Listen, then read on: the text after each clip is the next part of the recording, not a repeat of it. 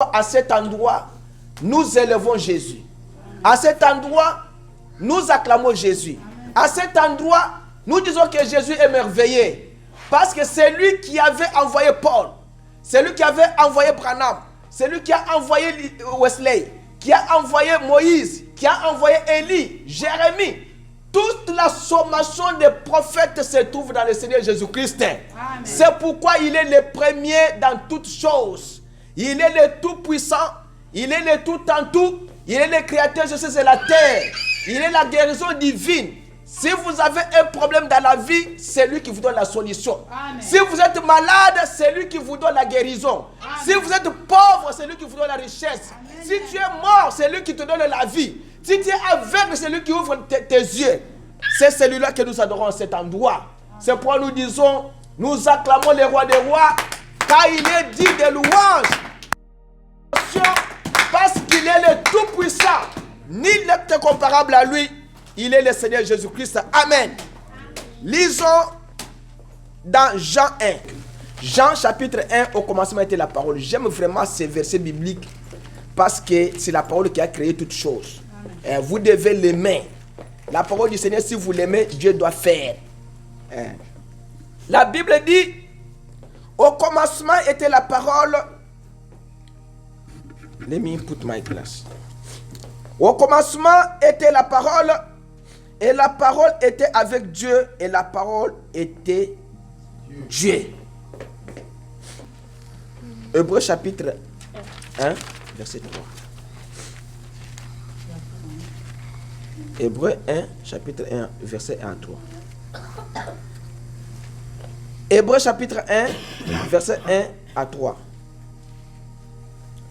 Après avoir autrefois à plusieurs reprises et de plusieurs manières parlé à nos pères par les prophètes, Dieu dans ces derniers temps nous a parlé par les fils. Il l'a établi héritier de toutes choses par lui et il a aussi créé l'univers. Le Fils est le reflet de sa gloire et l'empreinte de sa personne. Vous comprenez ça? Oui. Quand vous mettez votre empreinte digitale chez le gouvernement là, c'est que c'est toi-même qui sors là-bas. Mais maintenant Jésus, il est l'empreinte de Dieu. Vous avez compris, hein? Pour savoir que cet homme-là, on ne peut pas jouer avec lui. Le Fils est le reflet de sa gloire. Quand on dit le reflet, c'est que toi tu marches, ton reflet c'est l'ombre qui te suit. C'est ça, non? Oui. L'homme n'a pas une doublure. Et l'homme a un seul reflet, c'est l'ombre qui est derrière lui. Mais ici, on dit que le Fils est le reflet de sa gloire. C'est que la gloire de Dieu se trouve dans le Seigneur Jésus-Christ. Amen. Alors, et l'empreinte de sa personne, et il soutient toutes choses par sa parole puissante. Il a fait la purification des péchés et s'est assis à la droite de la majesté divine dans les lieux très hauts. Hebrews 1, verse 1 to 3.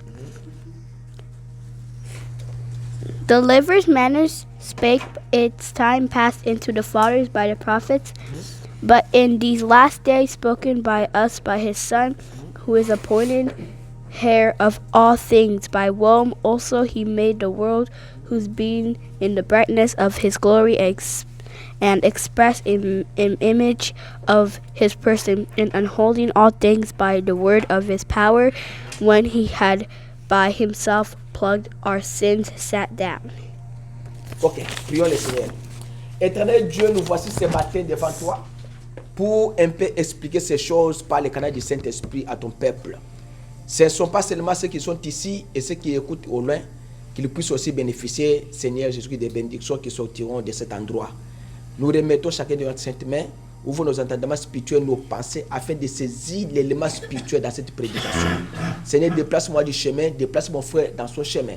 Et place-toi entre nous, Seigneur, et fais ton travail comme toi tu l'as toujours fait. Seigneur, bénis-nous par ta grâce. Nous recommandons sainte main au nom de Jésus. Amen. Ok. You can sit. I won't tell you. You have too many to read today. Ok. Aujourd'hui, on va maintenant procéder. Comme le dimanche passé, on avait parlé sur l'absolu et la pensée.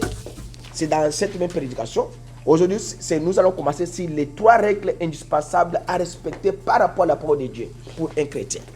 Alors, je sais que le dimanche passé, on avait parlé vraiment, j'étais poussé pour parler des pensées là.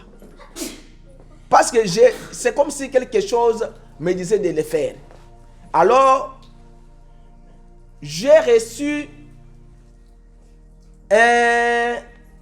une mauvaise nouvelle que mon ami Jack à l'assemblée du pasteur Papi Loussala à 26, il est décédé mort subite. C'est quelqu'un qui m'aimait beaucoup et l'année passée il était venu chez moi avec les documents de sa belle-sœur pour que nous puissions travailler ça. C'est quelqu'un qui me respecte beaucoup, que aussi j'ai aussi beaucoup aidé quand il était venu ici. Alors le Jack là est décédé et il paraîtrait qu'il était seulement dans la maison. Il a condamné à sa femme, à un enfant qui faisait des ordres. Alors il a piqué crise, il est décédé. Alors il n'était pas malade, quoi que ce soit, il était en bonne santé. C'est pourquoi je vous demande au moins de vous mettre debout. On va observer une minute de silence à sa mémoire et après on va continuer. Mettez-vous debout.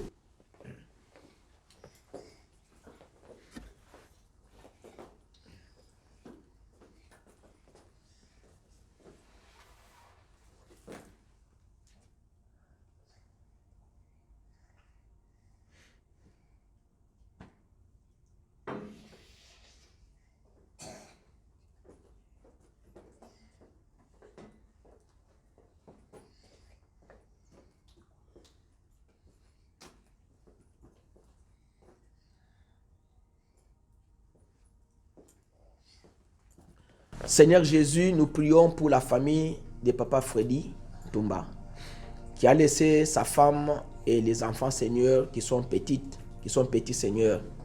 Et nous recommandons, Seigneur, la famille entre tes saintes mains. La Bible dit que l'Éternel a donné et l'Éternel a repris. Que son nom soit loué et soit glorifié. Seigneur Jésus, fortifie la veuve qui est restée et tous les enfants et toute la famille qui est au Congo. Nous implorons que la grâce du Seigneur Jésus soit au-dessus de cette famille. Papa est parti, la maman restera avec une charge, Seigneur, grande. Il ne saura pas comment faire, mais c'est toi qui es son mari capable, Seigneur Jésus, de pouvoir garder cette maman et les enfants et les protéger, Seigneur, jusqu'à ce que nous aussi nous irons tous ensemble nous rencontrer là-bas dans les lieux célestes. Nous prions ainsi au nom de Jésus. Amen. Amen. Ok. Nous allons maintenant parler sur les 3 règles indispensables à respecter par rapport à la parole de Dieu. Alors, comme le dimanche passé, j'avais parlé sur ceci, que, rappelez-vous, Jésus a dit, ça c'est dans la prédication, Christ est révélé dans sa propre parole, prêché le 22 août 62, paragraphe 69. 22 août 65. Il dit, c'est le dimanche passé que j'avais dit ça. Il dit, rappelez-vous, Jésus a dit, ce qui arrivera du temps de Sodome. Non, ce n'est pas là. J'avais lu ici, dans paragraphe 66. Maintenant, remarquez, il n'y a aucune erreur dans l'écriture. Jésus, la parole de Dieu, connaît la pensée qui se trouve dans le cœur. C'est là où j'avais dit. Et comme on avait élaboré sur la pensée qui est dans le cœur, mais qu'est-ce que l'homme fait avec sa pensée? Dieu dit dans la Bible que quand il envoie sa parole, les gens ne respectent pas sa parole, Dieu envoie les jugements. Écoutez, du temps d'Abraham, il y avait tellement de péchés. Mais la parole était sur la terre, par le canal d'Abraham. Les gens de Sodome ne respectaient pas la parole. Mais comme ils ne respectaient pas la parole, Dieu dit, je dois descendre pour aller investiguer, pour savoir si ce qu'on me dit est juste ou n'est pas juste. C'est vrai, mais ce n'est pas vrai. Alors Dieu est descendu maintenant en Sodome. Avant d'aller à Sodome, Dieu est allé chez Abraham, son serviteur. Il l'a visité. Il a dit, Abraham, comment ça va? Ça, c'est la Genèse 18. Abraham a dit, c'est très bien, tout ça. Dieu voulait passer. Abraham lui a dit, non, mets-toi là-bas, on va d'abord faire les foufous par Sarah. Sarah fait les foufous et tout. Vous connaissez l'histoire. Dieu a mangé. Et après, Dieu a dit, je suis rassasié. Hein. Quand je sais que je dois faire Abraham, il a été. Alors Dieu a dit à Abraham, je dois aller détruire Sodome. Quand le péché est accru à Sodome, je vais maintenant éliminer toute race de Sodome. Dieu est allé en Sodome. Alors Dieu a fait le travail. Quand il est sorti, William Branham dit que rappelez-vous, Jésus a dit ce qui arrivera du temps de Sodome. Mais du temps de Sodome, qu'est-ce qui s'est-il passé avant Sodome? Dieu est descendu avec des anges. Ils ont investigué en vue du jugement. Quand tu ne crois pas la parole de Dieu, Dieu vient pour investiguer afin de te juger par rapport à la parole. Ok. J'ai dit l'homosexualité n'existe pas. L'homme ne peut pas prendre un autre homme, le considérer comme une femme. Et vous l'avez fait, Dieu vient pour te juger. Il a dit, j'ai entendu ce qui s'écrit, ce qui crie à Masumu et à Sodomoa. Dieu a écouté les cris. Comme Caïn avait tué Abel, Dieu pose la question à Caïn. Les cris, les sangs, la voix du sang de ton frère est montée jusqu'à mes oreilles. C'est que le sang humain a une voix. Le sang humain a un cri. Tant que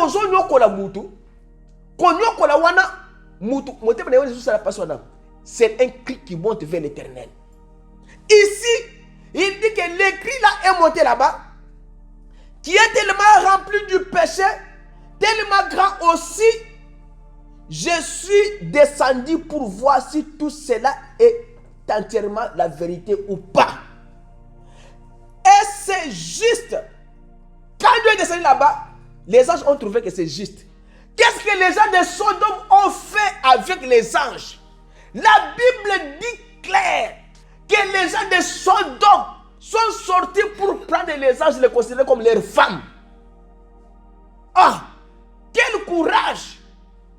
Un ange qui vient, il vient menacer maintenant l'autre.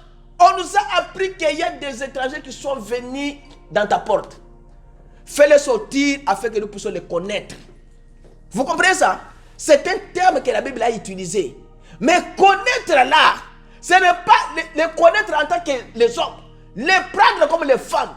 Parce que la Bible dit que Adam connut Ève. Et Adam maintenant a eu Caïn et Abel. C'est que les connaître que la Bible utilise, c'est prendre un homme ou bien prendre une femme. Les gens là ont dit que fais-les sortir afin que nous puissions les connaître. Dieu a dit, ah bon? Ce qu'on m'a dit là, c'est vrai. Alors Dieu a dit, les anges ont dit à Dieu, Seigneur, commence déjà à envoyer d'abord les souffles déjà, que ça descende d'abord. Nous avons fait sortir l'autre. Prépare déjà. Ça, c'est pas un pays. Ça, il faut détruire toute race. Et il dit, observez celui qui était le personnage principal quand il était chez Abraham et qui est demeuré avec Abraham. Il y avait un qui était resté avec Abraham, il y a deux qui sont allés en Sodome. Il pouvait discerner les pensées dans le cœur de Sarah qui était derrière lui. Maintenant, regardez un peu autour de vous. Et vous remarquez, voyez-vous, surveillez ce qui est en train de se faire. La même chose aujourd'hui, le même péché existe aujourd'hui. L'homosexualité c'est sur la terre, plus que même au Sodome. Dieu ne peut pas pardonner le monde ne vivra pas. Si Dieu pardonne le monde ici, comme Jésus a dit, il pardonnera les gens du temps de Sodome et Gomorrhe. Dieu va les susciter pour leur pardonner. Mais comme Dieu ne change pas, Dieu ne suscitera jamais Sodome et Gomorrhe pour se repentir. Dieu procédera par sa parole pour détruire encore les gens de cette année, de cette époque. Il dit, c'est une investigation en vue du jugement, quand au bout d'un moment, l'Église pourra tenir sa position. Est-ce que chacun de nous ce matin peut tenir sa position par rapport à la parole? Est-ce qu'on peut regarder la parole, voir ce que la parole nous interdit et croire aussi que nous ne pouvons pas le faire. Voir ce que la parole nous permet de faire et faire aussi ce que la parole de Dieu nous dit de faire. La parole de Dieu nous dit quoi? Nous dit de prier sans cesse, les uns les autres. La parole de Dieu ne nous permet pas d'aller critiquer un frère ou bien une sœur. La parole de Dieu nous permet de prier les uns les autres. La parole de Dieu nous interdit de commettre les péchés, l'adultère, la fornication, tous ces péchés-là qu'on ne veut pas citer là. Est-ce que ce que la Bible nous interdit, nous respectons? Et ce que la Bible nous demande de faire, est-ce que nous respectons? Voilà, quand on vient à l'église, nous vous disons ce que vous devez faire. Ça, vous devez savoir. Ici à l'église, on vous dit ce que vous devez faire pour avoir la vie éternelle. Maintenant, aujourd'hui, nous allons vous dire ce que vous ne devez pas faire pour ne pas aller en enfer par la vie éternelle. Écoutez ce que William Branham dit. Il dit, et que chaque semence aura été amenée à ce point-là. Ce sera le départ. On ne saura pas ce qui leur est arrivé. L'un s'en ira dans une direction, l'autre s'en ira chez le pasteur, et l'un s'en ira ou bien là. Et puis tout à coup, ils ne sont plus là. Car Dieu prit Enoch, qui est le type, et il ne fut pas trouvé. Et Dieu est descendu pour faire l'investigation. C'est que les moments que nous vivons les moments de départ. Maintenant, nous venons à l'église pour écouter ce que nous devons faire pour aller au ciel. Les 3 règles indispensables. Écoutez la première règle. C'est que nous venons à l'église pour écouter Dieu nous parler. Et nous venons à l'église pour écouter ce que Dieu veut que nous puissions faire. Mais aujourd'hui, nous vous disons ce que Dieu ne veut pas que vous ne puissiez pas faire. Première règle. Dans la parole de Dieu, quand Dieu envoie sa parole sur la terre, Dieu seul, il est l'interprète de sa propre parole. Ça veut dire que, première règle, vous ne pouvez pas mal interpréter la parole. Ça, c'est la première règle. La parole de Dieu, on ne l'interprète pas mal. Deuxième règle, vous ne devez pas mal placer la parole ou les écritures bibliques. Ça, c'est deuxième règle. Et troisième règle, vous ne pouvez pas disloquer la parole. Voici les 3 règles majeures qu'un chrétien ne peut pas faire. Ce sont des règles indispensables dans la vie de chaque chrétien. Tu ne peux pas mal interpréter la parole. Deuxième règle, tu ne peux pas mal placer la parole. Et troisième règle, tu ne peux pas disloquer la parole. Et nous allons expliquer les 3 règles indispensables par rapport à la parole de Dieu, l'une après l'autre. Écoutez d'en mal interpréter la parole. Si vous interprétez mal la parole de Dieu, c'est que vous pouvez prendre le Seigneur Jésus-Christ et dans sa forme de Dieu, il dit, vous amènerez à faire de lui un Dieu sur 3. C'est comme ça que les gens prennent Jésus comme une personne à part Dieu. Prenons par exemple comme les témoins de Jéhovah qui disent que non, Jésus n'est pas le Dieu tout-puissant. Ils font Jésus la deuxième personne en Dieu. Quand ils prennent maintenant le Saint-Esprit, ils feront maintenant Jésus, Saint-Esprit, troisième personne en Dieu. Je vais expliquer très bien. Dans mal interpréter la parole, les gens prennent Jésus comme n'est pas un Dieu tout-puissant. Les gens prennent le Saint-Esprit comme une personne à part. Quand vous prenez Jésus comme n'est pas le Dieu tout-puissant, c'est que Dieu est à part, Jésus est à part et le Saint-Esprit est à part. Vous faites maintenant Dieu en trois. Or que les Juifs ne peuvent pas croire un Dieu en trois. Un Juif croit à un seul Dieu qui est le Jéhovah. Là, c'est sûr. Tu ne peux pas prendre un Dieu, présenter à un Juif en trois morceaux. Dieu n'existe pas pour les Juifs. Et William Branham vous dit, ou vous feriez de lui la deuxième personne d'une divinité. Aussi longtemps que dans Colossiens, il a dit que lui, Dieu est là, le Seigneur Jésus. C'est la divinité suprême de Dieu. Mais si vous ne considérez pas que lui c'est la divinité de Dieu, c'est que vous lui ferez la deuxième personne de la divinité. En faisant cela, toute l'écriture deviendra un vrai fouillis. Vous n'arriverez jamais à rien. Elle ne doit donc pas être mal interprétée. N'interprétez pas mal la parole du Seigneur. William Branham ajoute dit, et si en parlant d'une certaine chose, vous en faites l'interprétation et vous l'appliquez à une autre époque. Ou bien si vous dites que cela s'appliquait à une autre époque, encore là, vous en faites une fausse interprétation. Voilà pourquoi tu ne peux pas mal interpréter la parole. La parole de Dieu, c'est Dieu seul qui l'interprète. Pourquoi? Parce que la Bible dit que Dieu, la parole dit ceci, une vierge concevra. Mais c'est déjà interprété. Quand on voit Marie sort que je suis enceinte par la vertu du Saint-Esprit, c'est Dieu qui a déjà interprété la parole. Dieu n'a pas besoin que vous puissiez interpréter la parole pour lui. Dieu l'a déjà. Quand Dieu dit, je vous enverrai Élie le prophète, et quand Élie vient, c'est que Dieu a déjà interprété. Quand Dieu dit que la vierge concevra, et quand une vierge a conçu par la vertu du Saint-Esprit, c'est qu'il a déjà interprété la parole. Un enfant nous est né. Cet enfant-là, c'est qui? C'est le Seigneur Jésus.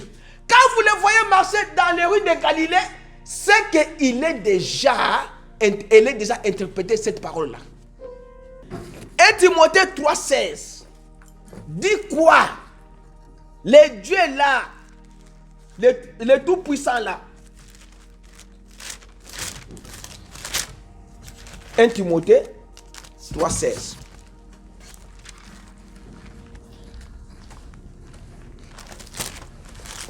Écoutez ce Dieu là. Il dit, mais sans contredit, le mystère de la piété est grand. Dieu a été manifesté en chair, justifié par l'Esprit, vu des anges, prêché aux nations, crie au monde, élevé dans la gloire. Ça, c'est ce que William Branham dit que quand vous interprétez mal la parole du Seigneur, mal la parole de Jésus, c'est que de mal interpréter Jésus dans sa forme de Dieu dans un homme. Vous comprenez? C'est que Dieu dans un homme, c'est la parole qui s'appelle le Seigneur Jésus-Christ. C'est ça ce que 1 Timothée 3,16 dit. Dieu dans un homme là, il a marché dans les rues de Galilée. Il dit que, et sans contredire le mystère de la piété est grand, Dieu a été manifesté en chair. C'est ce qu'on appelle Dieu dans un homme. Marcha, et cet homme était appelé le Seigneur Jésus-Christ. Et quand vous l'interprétez maintenant mal, c'est que cette écriture ici, vous avez tordu. Il ne faut pas marcher dans votre tête avec un esprit de mal interpréter la parole. Écoutez encore autre chose que les gens interprètent encore mal. Il y a plusieurs écritures que les gens interprètent mal. C'est comme la semence du serpent.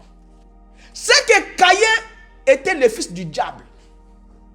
Caïn n'était pas l'enfant d'Adam. Et la Bible dit que Caïn et Abel, c'était des jumeaux nés le même jour. Mais les gens disent que Non, non, non, non, non, non, non, non, non, non, non. Le serpent, c'était un animal. Il ne pouvait pas rendre qui? Ève grosse. Non, le serpent n'était pas un reptile. Le serpent n'était pas un reptile comme il est aujourd'hui. Le serpent était un animal plus proche de l'homme. Il était debout comme un homme. C'est qu'après l'homme, c'était lui. Après lui, c'était le chimpanzé. Maintenant, les sangs qui étaient compatibles à l'homme, c'était le sang du serpent. Et le serpent est devenu reptile quand Dieu l'a maudit que désormais tu commenceras à ramper. Et Dieu l'a dépouillé des bras, de tout, il est resté serpent comme il est là. S'il n'avait pas fait ça, il devait être seulement l'animal le plus proche de l'homme. Il pouvait se prendre une femme, faire aussi des enfants avec une femme. Satan est venu, il est entré. Mais quand les gens interprètent maintenant la parole, les gens disent que non, non, ce que Ève avait mangé, c'était apple. Mais si c'était apple, on peut donner ce apple à toutes les femmes. On voit si les femmes mangent les apples, la femme va se trouver sans des habits. Et quel est le fruit là que quelqu'un mange, il se trouve nu? Et c'est mal interpréter la parole. Les gens interprètent des choses comme ça. Pour mal interpréter la parole, vous allez tordre il y a des fouillis dans les Écritures. Et vous ne pouvez pas mal interpréter la parole. La parole de Dieu, ce qu'elle dit cela. On part encore dans une autre dimension. Mal interpréter la parole. Timothée prend un peu de vin. Les gens aujourd'hui prennent un peu de vin parce qu'ils ont des estomacs. Non, ils interprètent mal la parole. Les femmes ne peuvent pas prêcher la parole du Seigneur. Les femmes disent que non. Les femmes qui étaient allées à la tombe de Jésus, quand elles sont rentrées, elles ont prêché. Non, c'est mal interpréter la parole. Les gens disent que la femme samaritaine, quand elle a quitté Jésus, elle est allée dans la ville pour parler aux gens. Elle est allée prêcher. La femme aussi peut prêcher. Non, c'est mal interpréter la parole. Parce que les gens, quand ils étaient de retour, ils ont dit à la femme que nous ne croyons pas parce que tu nous as dit, nous croyons c'est parce que nous-mêmes nous avons vu. Et réveillez-vous, ne dormez pas. Alors c'est mal interpréter la parole. Donc la première règle d'un chrétien indispensable, vous ne pouvez pas mal interpréter la parole de Dieu. Laissez la parole, Dieu lui-même l'a déjà interprétée. Dieu a interprété la parole en faisant ce qu'il est dans la parole.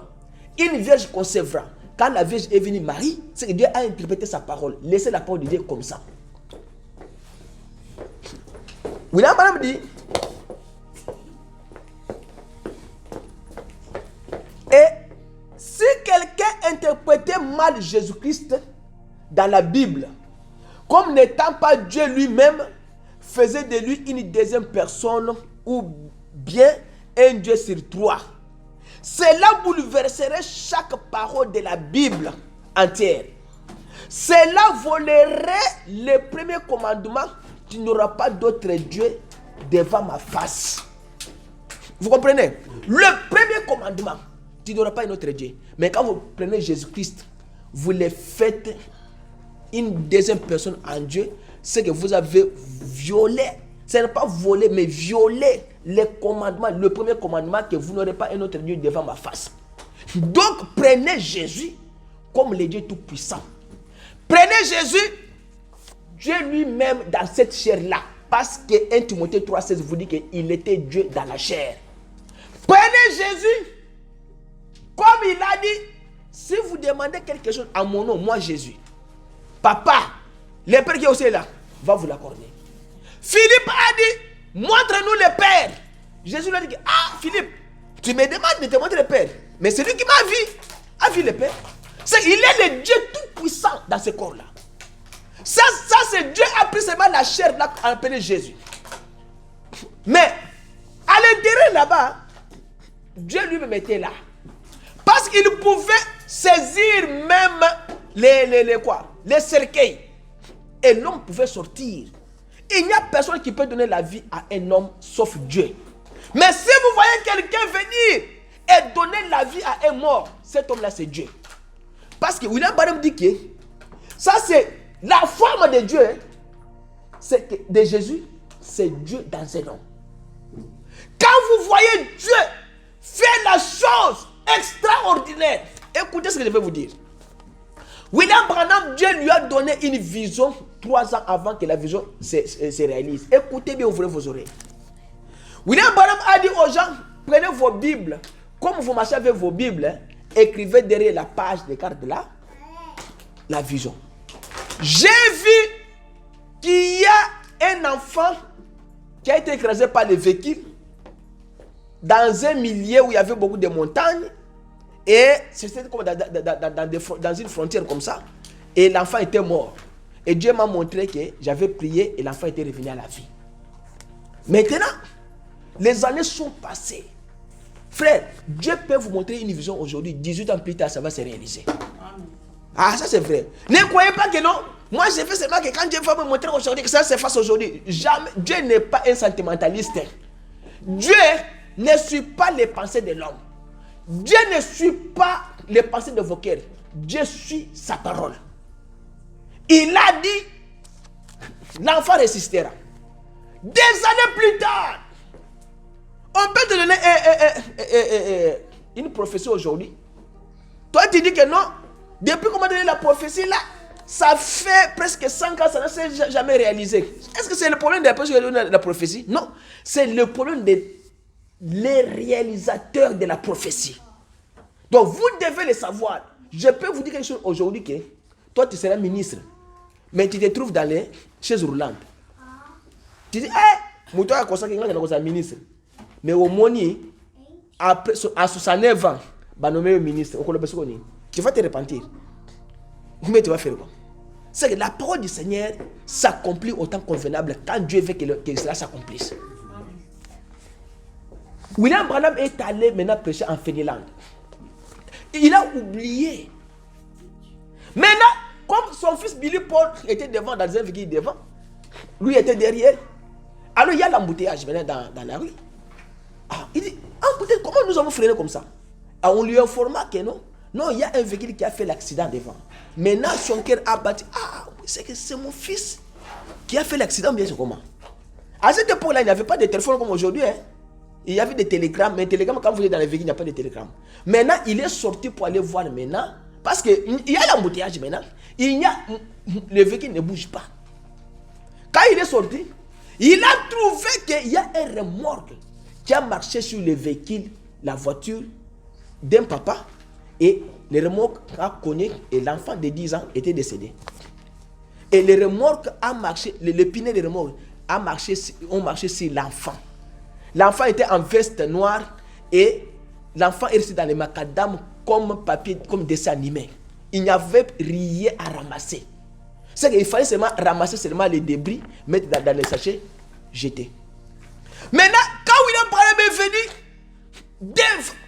dès qu'il a vu seulement l'enfant sur le sol, la vision est revenue. 3 ans plus tard, William Branham dit, stop. Les gens les regardent. Les militaires de l'immigration les regardent à la frontière. On ne joue pas à la frontière. William Branham dit que cet enfant que vous voyez ici, il va ressusciter. S'il ne ressuscite pas, prenez le marqueur, écrivez derrière moi faux prophète américain. Pourquoi? Parce que Dieu lui avait déjà montré la vision que ça va se réaliser.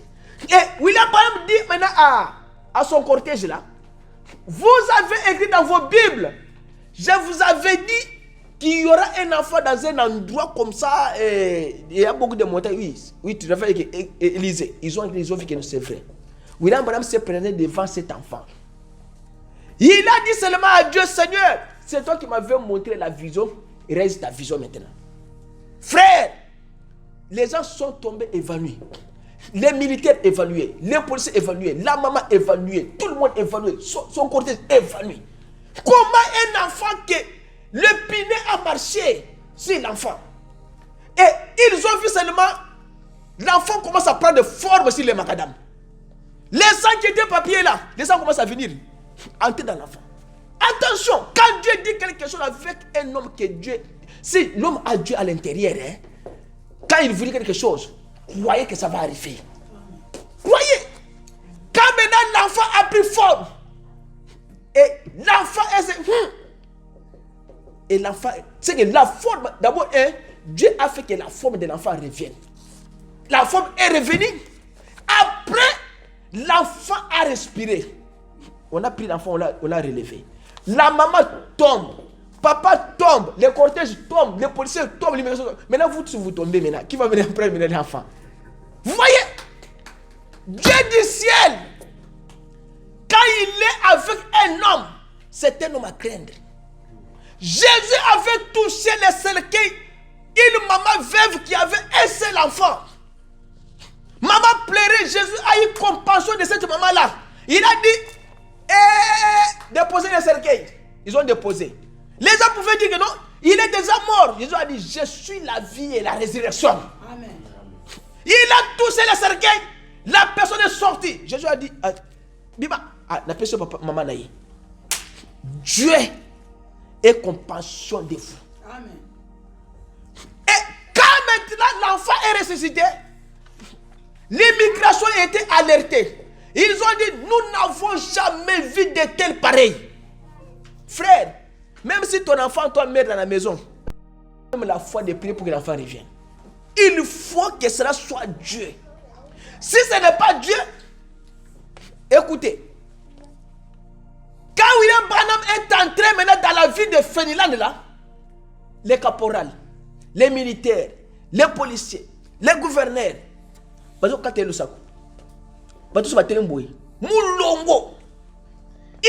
vu Dieu dans la chair humaine d'un homme appelé William Branham. Parce qu'il a Dieu. Celui qui a Dieu, il a Dieu. Celui qui n'a pas Dieu, il n'a pas Dieu. Mais pour que cela se réalise, frère, vous devez rester dans les écritures bibliques. Amen. Respectez ce que Dieu dans la Bible, c'est vrai, mais ce n'est pas vrai. William Branham est allé en Afrique du Sud. Il a prêché l'évangile. Il a prié. Et il y avait plus de 27 camions de béquilles de ces rentrent ramassés. Et les gens ont réveillé William Branham le matin pour lui dire, Branham, on lui a dit au téléphone. Ouvre la fenêtre là où tu es. Et il ouvre la fenêtre. C'est quoi ça? Il voit les camions et tandami boy et belé pour ramasser ma béquille. Parce qu'il avait prié, il y avait tellement de guérisons en Afrique du Sud. Il y a 27 camions, il y a béquille. Il y a bateau. Frère, si vous avez Dieu, vous avez Dieu. Amen. Restez avec la parole. Amen. N'interprétez pas mal la parole du Seigneur. Respectez les écritures bibliques. Dieu vous dit que Jésus c'est le Dieu tout-puissant. Laissez-lui, c'est le Dieu tout-puissant et c'est tout. Toi, lis seulement que Jésus c'est le Dieu tout-puissant. Crois et va. Laissez les musulmans avec sa foi musulmane là. Ne discutez pas avec les musulmans. Toi, lis Jésus-Christ est le Dieu tout-puissant. William Branham n'avait pas une autre force que Jésus-Christ. Il n'avait pas un appui que le Seigneur Jésus. Pierre n'avait pas un appui que Jésus. Paul n'avait pas un appui que Jésus. Ces gens-là, ils respectaient la parole de Dieu. Amen. Ils croyaient dans les écritures bibliques. Amen. Ils n'interprétaient pas mal la Bible. Quand Moïse parlait, eux aussi parlaient comme Moïse. Quand Jérémie parlait, Pierre disait, dans Joël, il a dit, je répandrai de mon esprit sur toute chair. C'est que Pierre avait dit qui? Le prophète Joël. Amen. Comme c'était écrit, il avait cru et les effets de la parole s'étaient réalisés. Mal interpréter la parole, ça vous diminuera la puissance de Dieu. Ça vous enlèvera l'onction de Dieu. Ça vous enlèvera la foi en Dieu. Ça va vous enlever la vertu de Dieu. N'interprétez pas mal les écritures bibliques. Laissez les écritures bibliques elles-mêmes s'interpréter par elles-mêmes. Parce que la Bible dit, quand il a parlé dans l'Ancien Testament, il a parlé aussi dans le Nouveau Testament. Mal placer la parole, deuxième règle. Nous allons couper à 12h30. À 12h juste. Mal interpréter la parole. Il dit, Observez. Très bien. Il dit, mais lequel de ces dieux... oui, ok, je suis là. Il dit, donc, vous voyez, vous ne devez pas mal interpréter la Bible. Car Jésus lui-même est l'interprétation de la Bible. Lorsqu'il est rendu manifeste dans l'âge où la portion de son corps est rendue manifeste, si c'est l'âge de la main, il faut que ça soit une main. Ça ne peut pas être l'âge de la tête. Si nous sommes dans cet âge de la Odyssée ici, nous sommes dans un âge de la fin selon l'Apocalypse, selon la Bible. Tu ne peux pas prendre l'âge que nous avons, placer ça dans l'âge de Moïse. Ça, c'est mal interpréter la parole. Tu ne peux pas prendre l'âge de Moïse, placer ça dans l'âge d'Abraham. Non, ça c'est mal interpréter la parole. Il dit, si c'est la main, il faut que ce soit la main. Si c'est la tête, il faut que ce soit la tête. Si c'est l'âge de la voix, eh bien, ça ne peut pas être l'âge du pied. Voyez-vous? Et nous sommes présentement à l'âge de l'œil. Vous voyez? Prenons la Bible, on va lire maintenant l'âge de l'œil.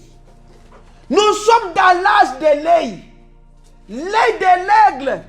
L'œil de Dieu. C'est là où nous sommes aujourd'hui. Ézéchiel 1, 10 à 14 dit quoi?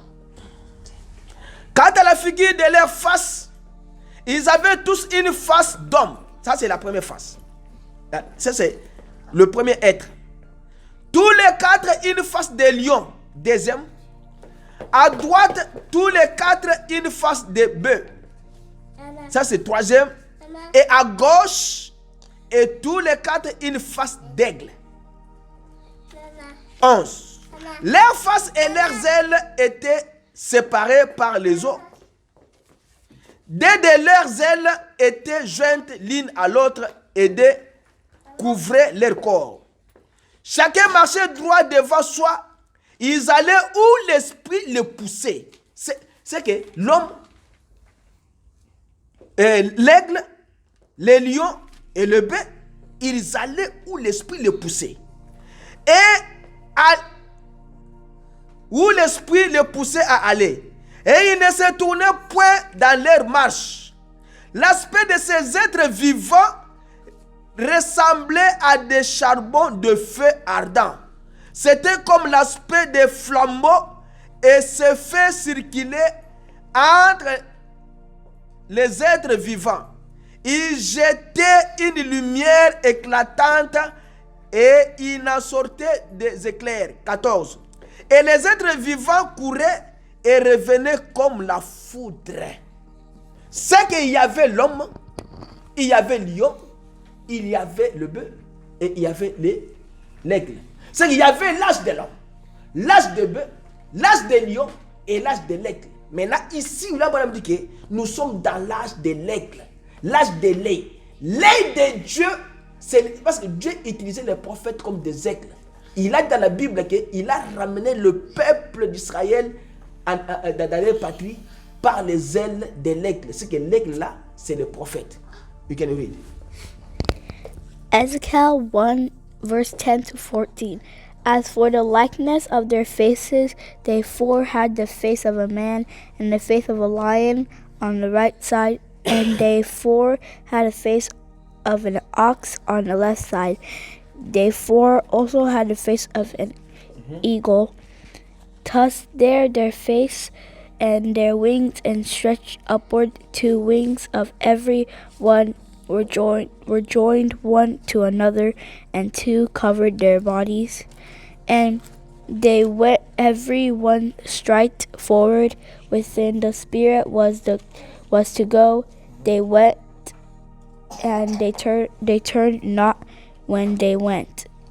As for the likeness of a living creature, their appearance was like burning coals of fire and like appearance of lamps. It went up and down among the living creatures, and the fire was bright, and out of the fire went forth lightning. And the living creatures ran and returned as the appearance of a flash of lightning. Ok, Psaume 17, verset 8. Il dit, Psaume 17, ok, 17, verset 8. Il dit, garde-moi comme la prunelle de l'œil. Protège-moi à l'ombre de tes ailes.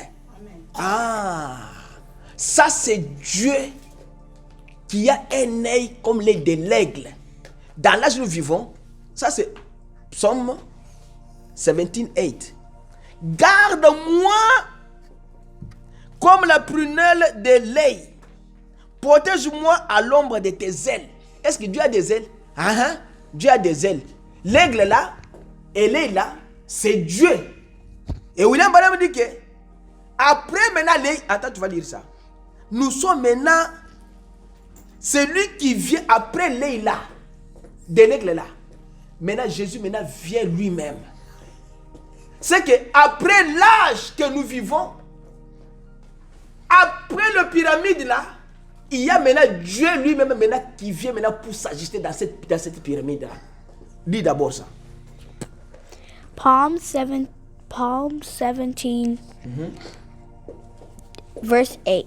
Keep me as the apple of an eye, hide me under the shadow of the wings. Ok, c'est fini. Maintenant, il dit, quand maintenant l'âge de l'œil là termine, c'est que Dieu vient pour s'ajuster à la pyramide. C'est que Jésus nous, il dit, c'est lui-même qui doit venir la vie prophétique. Comment Jésus va venir comme une vie prophétique? C'est parce que dans Luc 17, 30, il dit, comme les temps de Sodome là, ça sera de même à l'avènement du Fils de l'homme. Ah! Si vous lisez Luc 17, 30, il vous dit que non, les choses qui se sont passées du temps de Sodome là, et comment?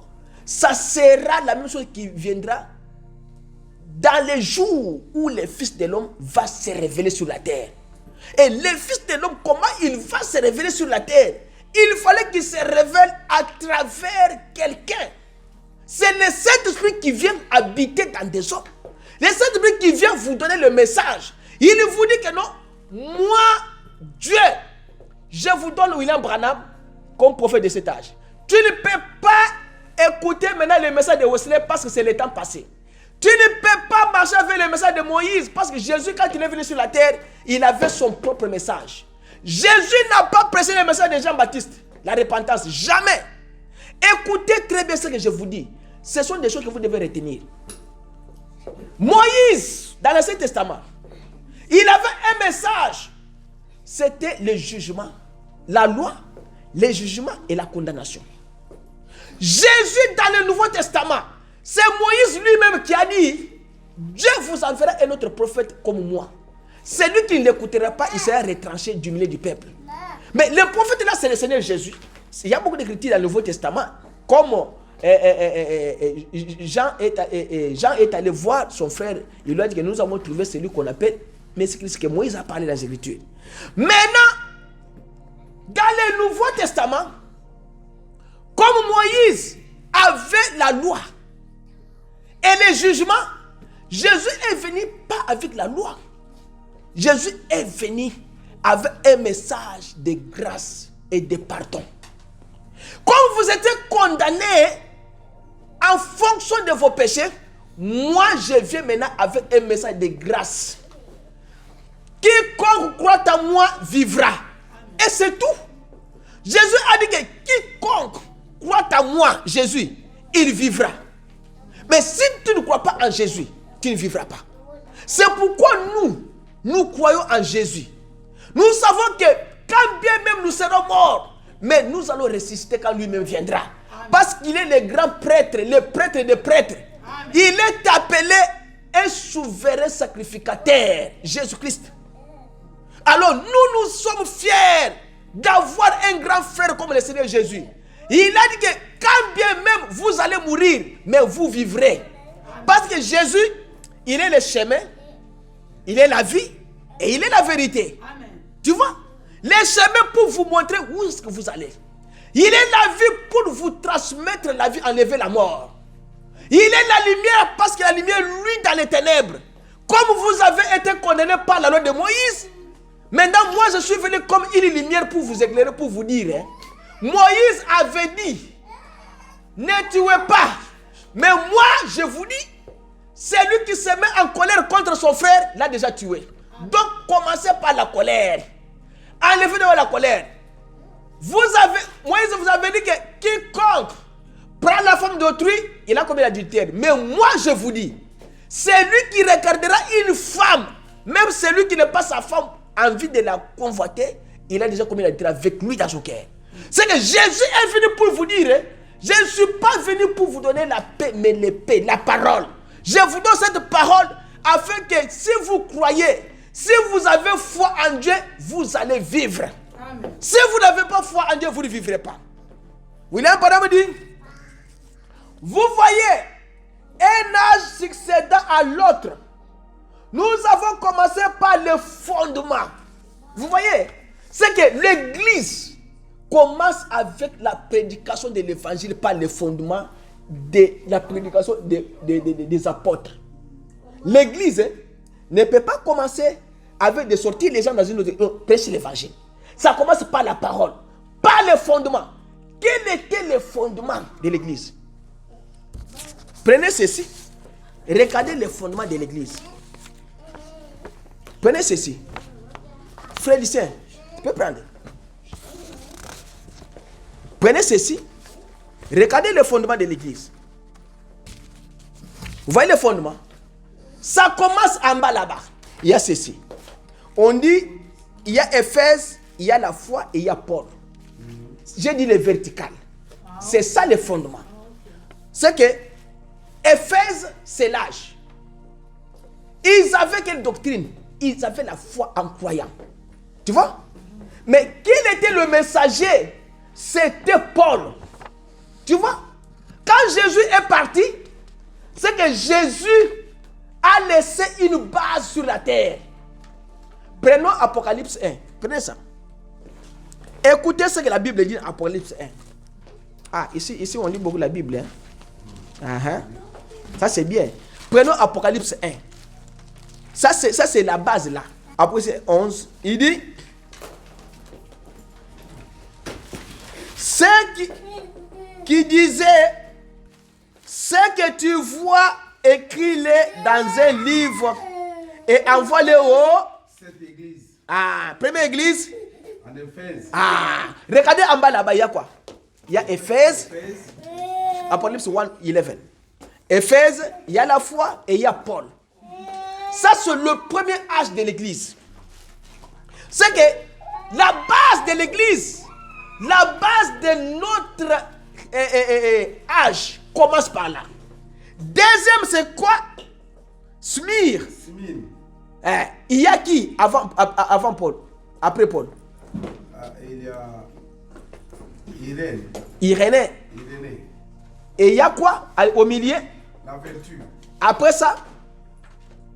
Smyrne. Ça, c'est le deuxième âge.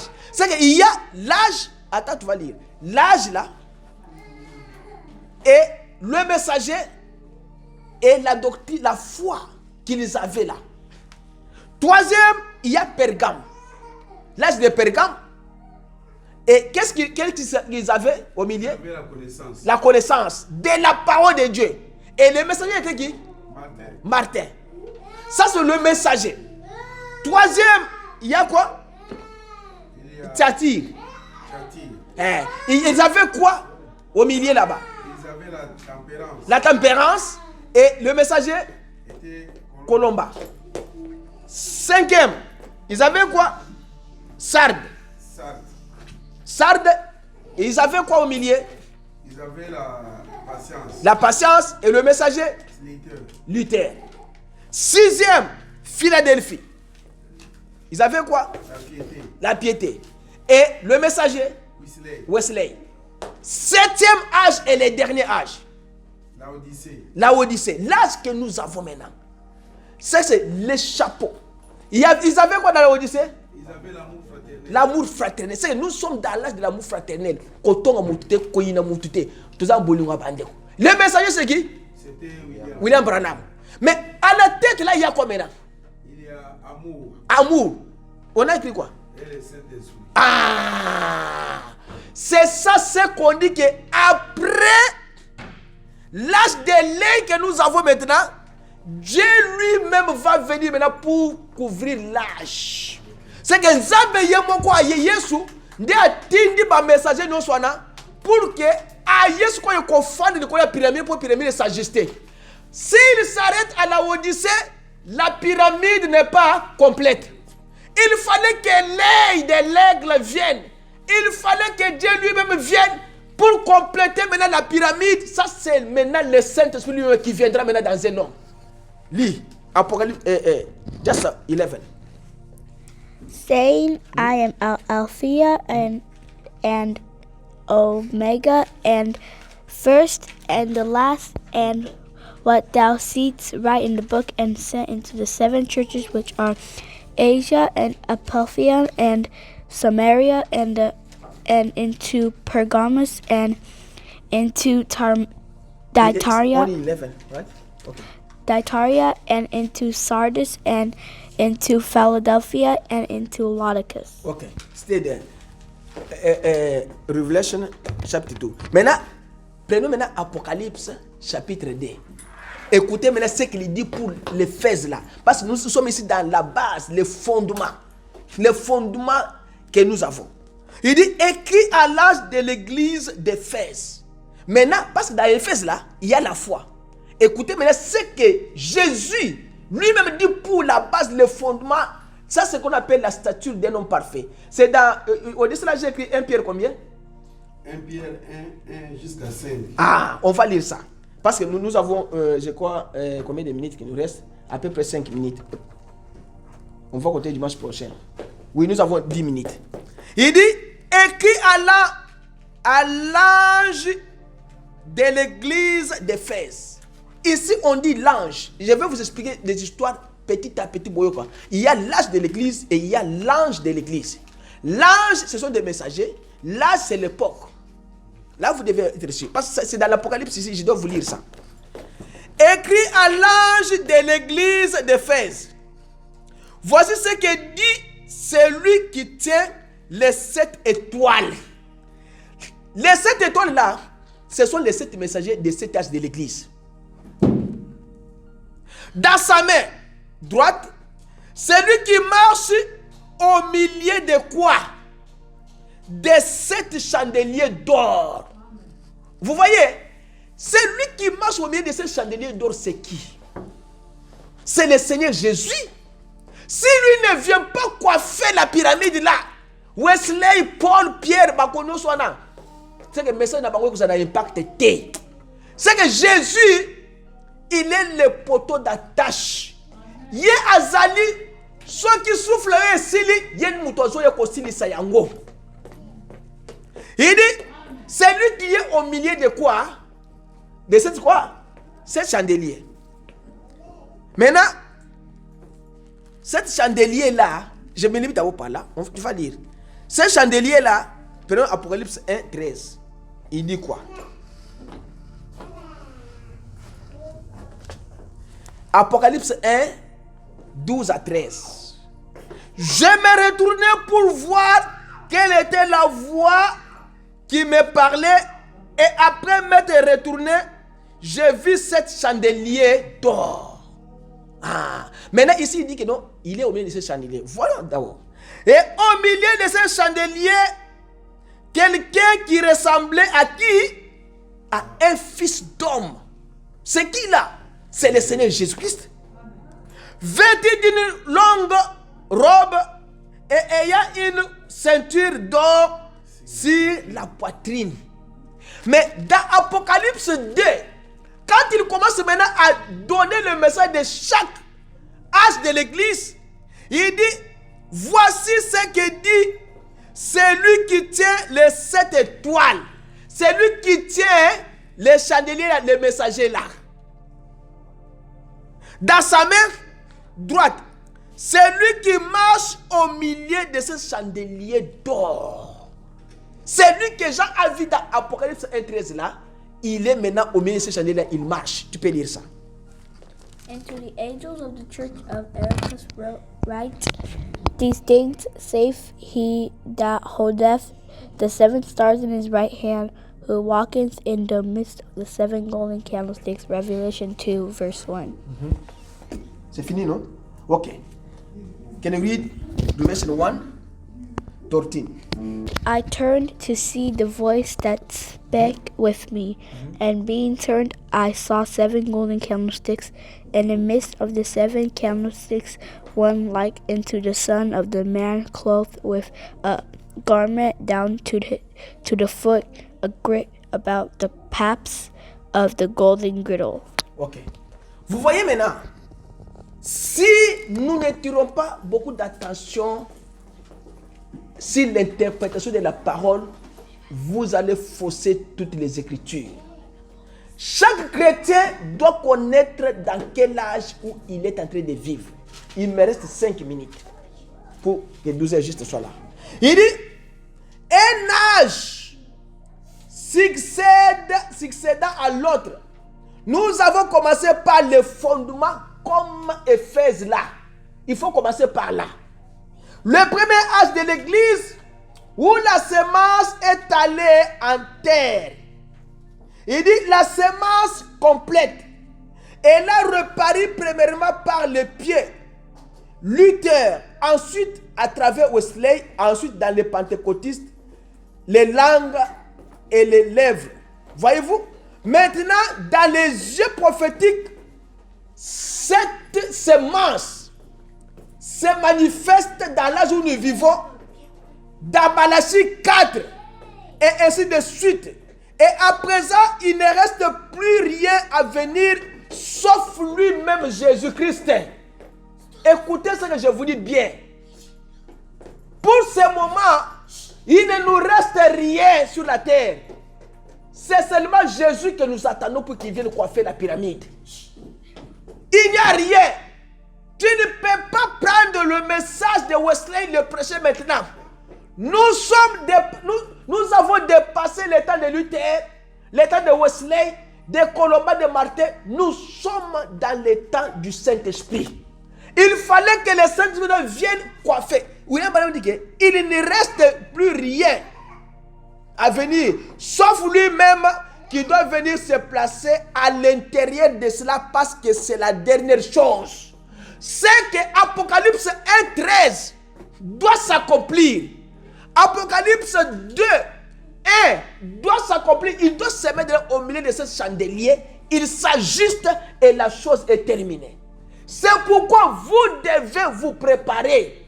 Je vous donne des versets bibliques comme ça pour que vous puissiez savoir que dans l'âge où nous vivons, il ne nous reste rien que Jésus seul puisse s'ajuster dans la pyramide et la chose soit complète. C'est lui qui suit. C'est l'intelligence et nous ne possédons aucune intelligence en propre. C'est l'intelligence de Dieu, c'est la sienne. Voyez-vous? Nous ne possédons aucune vie en propre. Comment un homme peut-il prévoir ces choses? Il ne le peut pas. C'est Dieu lui-même qui le fait. Voyez-vous? Cela arrive au point. Il a gouverné le corps tout le long du chemin. Le corps de Christ au complet est alors révélé sous forme d'une épouse. C'est que vous êtes là. Vous êtes l'épouse du Seigneur Jésus-Christ. Moi, c'est Libana et Yesu. Yesu a se révélé la carte de la bino pour que bino bonnet tomatango akoya.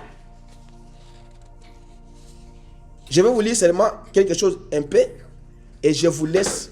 Dimanche prochain, on va suivre ici les deuxièmes règles. Il dit dans Zacharie 2:8.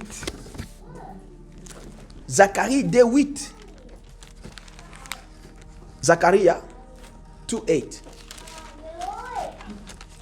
Zacharie 2:8. Il dit quoi? Il dit car ainsi parle l'Éternel des armées, après cela viendra quoi? La gloire. C'est après où tout ça yango Kembonde Ekoya.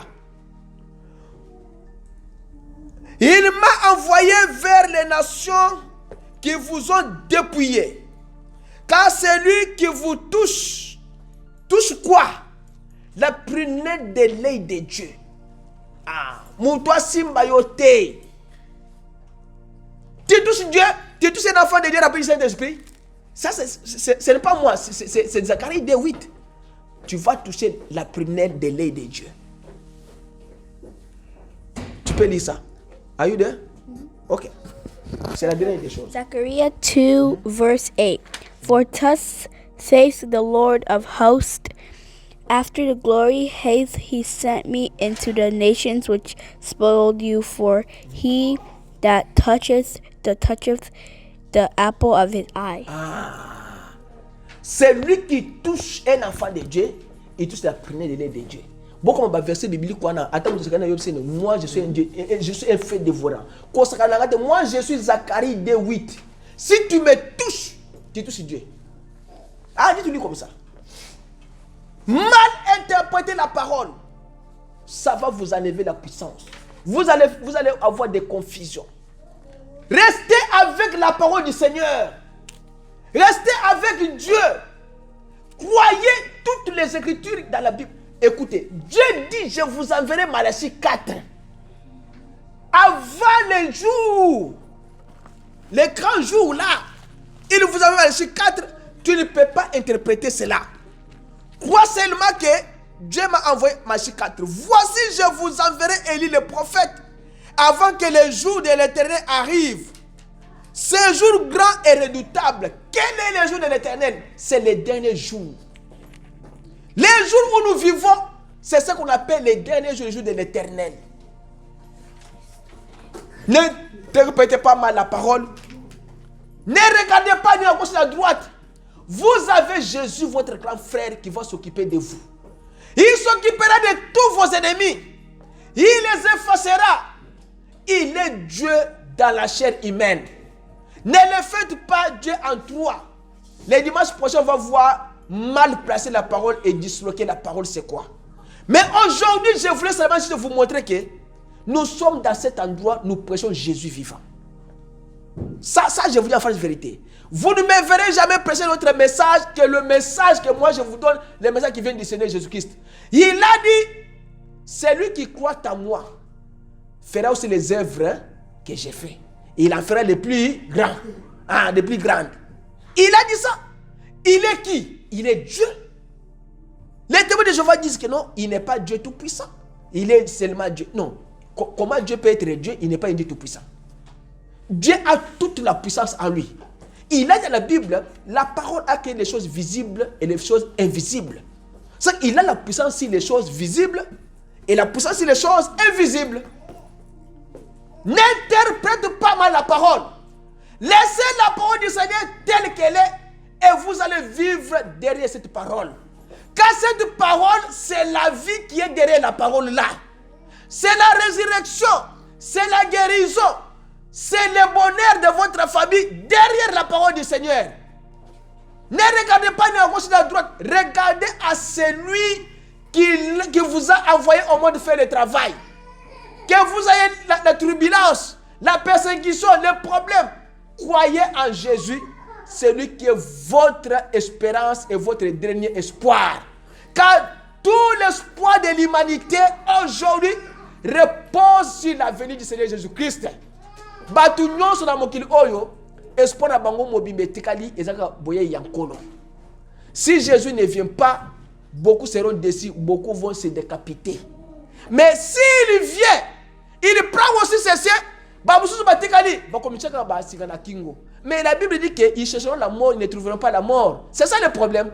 C'est vous devez maintenant faire tout afin que tant qu'on a bêté que le bas, toi aussi tu montes.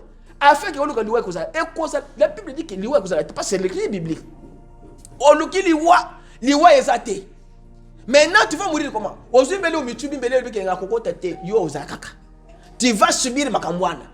Comme tu étais incrédule, maintenant tu vas voir que moi aussi mbeli, j'ai bien fait incrédule. Voilà. Tu vas maintenant dans les faits, comme quand tu as monte comme maya pio. Ça, c'est la Bible qui le dit. Il y aura une seconde mort. C'est que la Bible dit qu'ils chercheront même la parole du Seigneur. Ils auront la soif de la parole. Mais ils chercheront la mort. Le roi est cause à la terre. Donc, au lieu de subir ma cambouya bongo, mieux vaut maintenant se préparer maintenant afin que ce jour-là, que tu ne puisses pas arrêter. La parole du Seigneur vous interdit beaucoup de choses. C'est pourquoi je vous dis, vous venez à l'église, nous vous disons ce que vous devez faire. Mais aujourd'hui, nous allons vous dire ce que vous ne devez pas faire. Pour que vous soyez prêts, que quand il viendra, je vous ai toujours dit ici, si vous prenez un aimant, vous allez sur quelque chose qui est papier. L'aimant ne va pas aimanter les papiers. Et comment ça papier ou en boyété? Jamais. Je vous ai toujours dit ça ici. C'est que l'aimant prend seulement et l'eau que ça dans matière mokona yango. Ça va prendre seulement le métal. Parce que le métal a été fait avec la même matière que l'aimant. Jésus, quand il viendra comme un aimant. Il se place comme ça. Bah oui, nous sommes dans la matière, il y a métal, de bakomata. Bah papier et côté kala. Jésus, ça va se placer comme ça. À l'obbi, je descends maintenant, je suis l'aimant, je descends. Bah oui, nous sommes dans matière, métal, bon mat. Métal, nous sommes comme ça. Même si tu forces un papier, les papiers ne satisfont pas cet aimant-là. C'est ça Jésus. Jésus, c'est un aimant. Akomatisa nani, nani akomatate. Qu'on pas mon bino. Que le Seigneur vous bénisse. Dimanche prochain, on va continuer. Maki.